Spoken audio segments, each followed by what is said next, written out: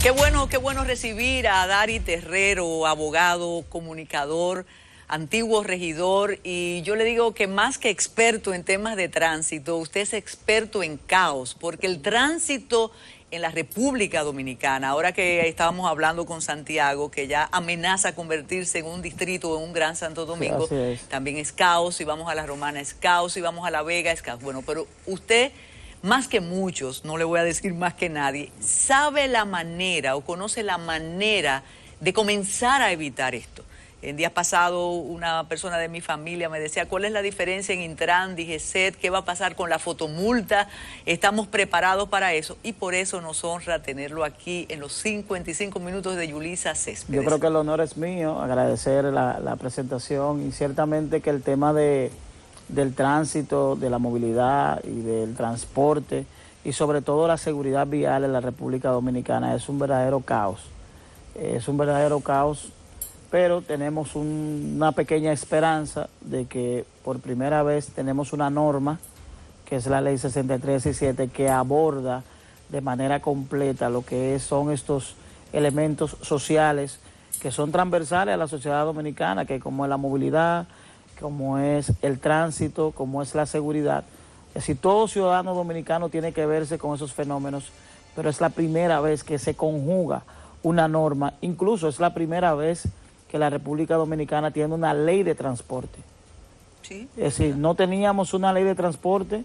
El transporte, toda la construcción de transporte que hay ha sido objeto de los sindicatos, de los sindicalistas, y por eso es que tenemos el caos, porque el Estado ha estado al margen de la construcción de un verdadero sistema de transporte de la República Dominicana y por tanto quien lo ha creado a su imagen y semejanza.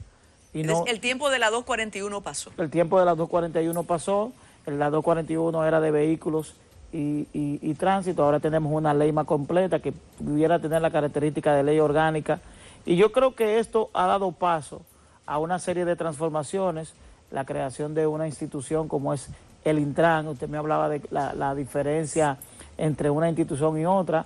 El Intran es el órgano normativo que tiene la atribución de administrar la ley, de administrar la norma, de hacer que se cumplan las normas. Tenemos la DGC, que es como la parte operativa, la parte de fiscalización, pero es una dirección perteneciente al Intran, es decir, que operan de manera conjunta, una como normativa y otra de manera de fiscalización. Es decir, el rol de la DGC es exclusivo de fiscalizar que las normas que están contenidos en la ley 6317 se cumplan. Dari, vamos a hacer un esfuerzo, yo sé que es difícil, vamos a excluir de la conversación voluntad política. Sí, porque es un término que... Por favor, que sirve para muchas cosas, ¿eh? Es como la soga es una excusa. Entonces, sacando del el tema, ¿qué nos falta para que esa norma, que ha costado tanto trabajo elaborarla, redactarla, aprobarla, nos permita a ciudadanos irresponsables transitar de una manera distinta? Y más aún, a esos dueños del transporte público, tampoco les voy a decir los dueños del país. Sí, porque no lo son. No lo son. Entonces, ¿cómo podemos iniciar la transformación vial del tránsito, de la conciencia ciudadana cuando estamos conduciendo un vehículo? Yo creo que hay un elemento que la ley plantea, que es el elemento formativo. La ley, hay que decir y reconocer que los legisladores hicieron un trabajo estupendo porque conjugaron todos los elementos que intervienen a la hora de conducir un vehículo, y un elemento importante es el elemento de la formación y el elemento psíquico, cómo un ciudadano puede estar en capacidad psicomotora de conducir un vehículo, en capacidad, porque hay que decir que en la República Dominicana las vías se han convertido en vías violentas, porque hay una violencia implícita entre los conductores. Es decir, se nota cuando usted hace un rebase y el conductor de al lado se siente como que es una agresión, y eso es parte de la falta de formación y educación que se requiere. La ley ha creado una serie de mecanismos que son el examen psicofísico para demostrar que la persona está capacitada, transforma totalmente lo que son las escuelas de conductores, que han operado en República Dominicana debajo de árboles, sin ninguna norma y sin ninguna capacidad para poder orientar de manera correcta a una persona que va a tener en sus manos un arma. Porque el vehículo mal usado se convierte en un arma letal, como utilizar una metralleta, como utilizar cualquier arma. Entonces, esa parte de la formación es la que nosotros debemos iniciar, de que los instructores o maestros que se deben utilizar en las escuelas deben ser certificados por el Intran y formados por el Intran para que vaya conforme a lo que establece la norma y que una persona que sea, aunque no es vinculante, la escuela de conductores a la obtención de la licencia de conducir, pero ya la dinámica social de la República Dominicana ha permitido que la gente la utilice para poder aprender o para poder medianamente pensar que aprendió. Entonces, lo que hemos tenido en la República Dominicana, que hay una gran cantidad de personas conduciendo vehículos que no tienen la capacidad para hacerlo. Y vehículos pesados vehículos también. Pesados. Incluso la ley, con relación al tema de los vehículos pesados, los vehículos de carga, crea normas para la obtención de licencias de vehículos de cierta categoría que aquí no se ha estado cumpliendo. Por ejemplo, una persona con más de 21 años de edad que puede conducir 25 años de edad para algunos vehículos de mayores, pero no se han cumplido y se ha dado una dinámica de que usted nota en las vías jóvenes, muy jóvenes, irresponsables, conduciendo vehículos de carga que son todo un peligro si no se manejan de manera correcta. Entonces yo creo a lo que debemos aspirar en el tema de la vía inicialmente es en el tema de la educación vial, porque debemos pasar de la imprudencia a la formación. No todo es imprudencia. Aquí hay gente que hace la cosa por ignorancia, porque es ignorante a la hora de conducir una motocicleta. Por ejemplo, aquí un ciudadano toma una motocicleta sin tener el mínimo concepto, con tener la más mínima idea de cómo se conduce una vía. No, es decir, es algo que uno lo ve en el diario vivir. Daris, antes de comenzar a aplicar en toda su dimensión y esencia la Ley 63, ha habido una especie de amnistía para ratificación de licencia de conducir y algunos comienzan a criticar esa amnistía para conductores y dicen la ley no se va a aplicar porque ahora sin tú llenar, todos hemos, no me voy a incluir, pero algunas personas hacen trampa incluso para la medición del optómetra. Sí, así es. Entonces ahora, en medio del entusiasmo con la aplicación de esta norma, han legitimado la utilización de licencias para muchas personas. ¿Qué dice usted al respecto? Y sobre todo licencias de motocicletas, que es el principal. Entonces usted lo admite, eso está ocurriendo. Claro, y eso ocurre, es una crítica permanente que tenemos cuando instancias que no tienen que ver con el tema se involucran en el tema. Por ejemplo, lo que usted plantea se ha estado llevando a cabo dentro del marco de un plan piloto que lleva a cabo el gobierno con el tema de la seguridad ciudadana. Nosotros estamos contestes de que no hay posibilidad de establecer un régimen de seguridad ciudadana sin involucrar la motocicleta. Pero si estamos haciendo un registro nacional de motocicletas, que también nosotros lo valoramos porque lo hemos estado pidiendo, porque hay que organizar el tema de la motocicleta en República Dominicana, pero esto no significa que nosotros debemos obviar o violar la ley en función de lo que establece la norma con los procedimientos que hay que lograr para usted obtener una licencia de conducir, porque lo que estamos es contribuyendo al caos. Si nosotros le otorgamos una licencia de conducir a una persona que no sabemos si tiene la expertise para conducir una motocicleta, lo que estamos es enviando a las calles certificados, es decir, que el Estado le está diciendo tú estás apto para conducir una motocicleta, pero el Estado no sabe si realmente esa persona tiene las condiciones para conducir una motocicleta. Yo digo que la motocicleta en la República Dominicana, con lo que tiene que ver con la movilidad, con el tránsito, con el transporte y con la inseguridad es el principal problema. Sí. La motocicleta es el principal parque vehicular. Se ha convertido en la principal herramienta de la delincuencia. No ocurre un acto delictivo en la República Dominicana que no esté presente una motocicleta. Es la principal modalidad de transporte. Ya el transporte de República Dominicana está soportado sobre la motocicleta, pero sobre todo aporta el 60% de los muertos por accidentes de tránsito. Eso está medido, Daris. Todo eso está medido. Sí. Entonces, obvio que eso nos da una idea de que debemos abordar el tema de la motocicleta en su clasificación, en su registro, en saber quién la tiene, pero debemos hacerlo conforme a lo que establece la norma. Es que hay una especie de vacatio legis en relación a esta ley, a lo que está ocurriendo con los motociclistas. Así es. Daris, hay una esperanza con la fotomulta. ¿Usted tiene la esperanza con ese procedimiento o piensa que va a ser una manera de seguir dilatando la aplicación como debe ser de la ley? Yo creo que hay varios elementos, aparte de la fotomulta, que pudieran llevar una esperanza. Yo creo que el tema de la fotomulta es importante por la interacción que se da entre los agentes y los conductores, por la falta de protocolo de abordaje que tienen los agentes o que no tienen los agentes de la DGCET. La ley establece que a la hora de un agente de la DGCET detener o fiscalizar a un conductor, debe llevar un protocolo, presentarse, dar su nombre, su rango y establecerle al conductor qué norma, qué artículo de la ley ha violado.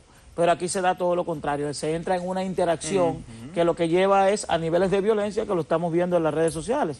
Vemos como a cada momento hay un procedimiento contradictorio en la vía pública. Exactamente. Que tú le dices por qué me detienes y él te dice por qué. Hay una interacción que entonces la fotomulta pudiera ser un elemento que evitaría la interacción, pero que sobre todo la fiscalización sería más efectiva. ¿Por qué?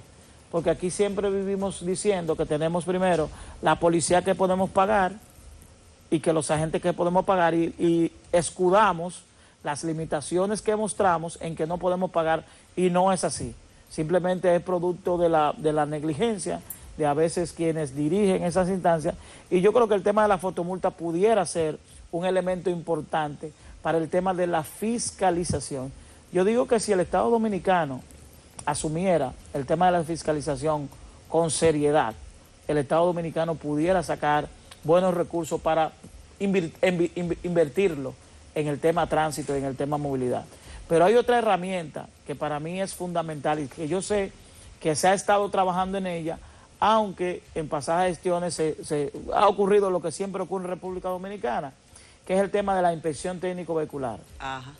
Lo que ya antes, es una tarea pendiente. Lo que antes llamábamos revista, que nunca se hacía una revista, la ley plantea una dinámica diferente. La ley plantea de que en cada una de las provincias del país se van a establecer, a autorizar talleres para que puedan cada año, dependiendo del vehículo, puedan verificar si esos vehículos aún mantienen los elementos de seguridad para estar circulando en la vía. Eso va a permitir que nosotros retiremos del parque vehicular de la República Dominicana más de un 30% de vehículos que no tienen condiciones para circular y que se convierten en armas. Es decir, que un accidente que pudiera ser un accidente sencillo se convierte en un accidente aparatoso por la condición en la que circula ese vehículo. Y a eso le agregamos el elemento contaminante. Yo creo que si trabajamos sobre la base de la aplicación de ese artículo que establece la ley sobre la inspección, sobre inspeccionar cada año los vehículos que circulan en República Dominicana, estamos seguros que ya medido hay una reducción de más de un 30% en los accidentes de tránsito en el país. Daris, con su experiencia como regidor, su conocimiento de la municipalidad, ¿qué responsabilidad tendrían las alcaldías de los municipios nuestros, de los 32 municipios, e incluso los distritos municipales, para que esto, y cuando digo distritos municipales estoy pensando en carretas, estoy pensando en bestias? Quiero decirle que hablamos de la motocicleta y la ley 6317 le establece varias responsabilidades a los ayuntamientos. Los ayuntamientos tienen varias responsabilidades en lo que tiene que ver con el tránsito, con el cambio de vías, pero sobre todo el tema de la motocicleta, de generar el registro municipal de transporte de motocicleta, es una responsabilidad exclusiva de cada uno de los municipios de República Dominicana. Pero ¿qué ocurre?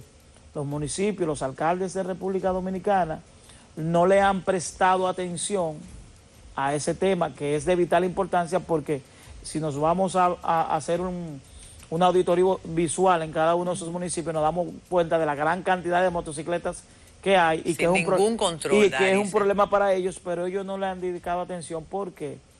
Porque la ley, dentro de la distribución de los recursos, por concepto de la multa, dejó fuera a los ayuntamientos, y los ayuntamientos donde no hay recursos no trabajan. No se mueven. Por ejemplo, la ley establece que los dineros acumulados por concepto de multas, un 75% va a la Procuraduría General de la República, que es el ente que tiene la administración del sistema de multas, y el 25% va al Intran para desarrollar los planes y proyectos que tiene a bien desarrollar en el marco de lo que establece la ley. Yo creo que hubo un poco de injusticia, o también por falta de un interlocutor que pudiera, dentro del marco de las discusiones, apelar o velar porque los ayuntamientos recibieran un mínimo de recursos, pero lamentablemente hasta que eso no se subsane, yo creo que es muy poco lo que nosotros vamos a lograr ver de participación de los ayuntamientos, exceptuando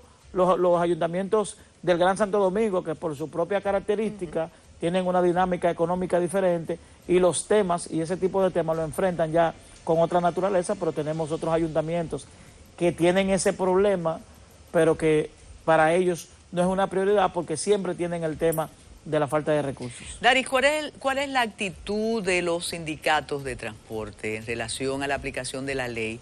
Porque yo creo, y eso es una verdad de perogrullo, que todos nos beneficiamos cuando la ley se aplica. Así es. Y cuando se hace transparente la ejecución de la misma. Aquí se ha dado una dinámica interesante. Por ejemplo, el establecimiento y el cambio de modelo en lo que es la movilidad, en el transporte, por ejemplo, del establecimiento de corredores, de sustitución del vehículo individual por el vehículo colectivo, y una expresión de ello es lo que se creó a través del corredor de la Núñez de Cáceres, donde habían 90 vehículos de carros de concho, hoy hay 30 autobuses, y quienes conducen esos autobuses son los mismos choferes de concho que prestaran ese servicio. Eso es una alianza que la propia ley establece de manera natural, porque la ley establece que para prestar servicio de transporte en República Dominicana hay que convertirse en un ente social comercial, es decir, en una compañía. Y eso ha permitido que los sindicatos de transporte, que son empresas, entiendan que hay un nicho para ellos.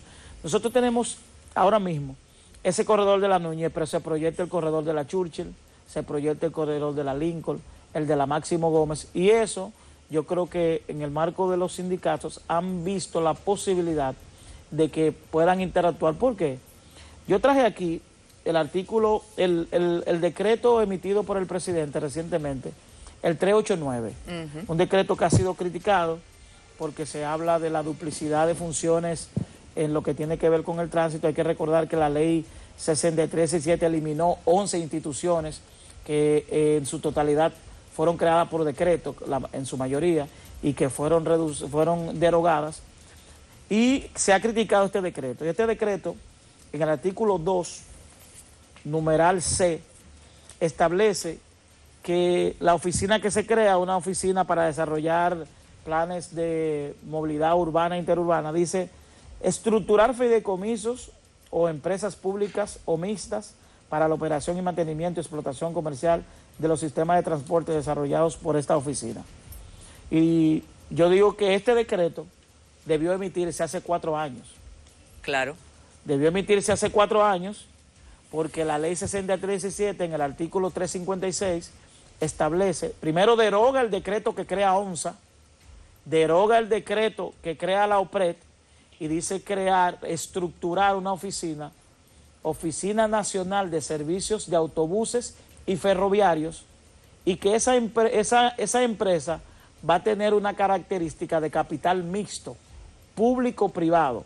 Vamos a tener que incluir el monorriel, y aquí me dicen que tenemos, ¿verdad?, que tenemos que hacer una pausa porque vamos a hablar de Afganistán con un experto en política internacional. Muchísimas gracias, Daris. Gracias a ustedes por invitarme. Y esta es la primera parte de otras.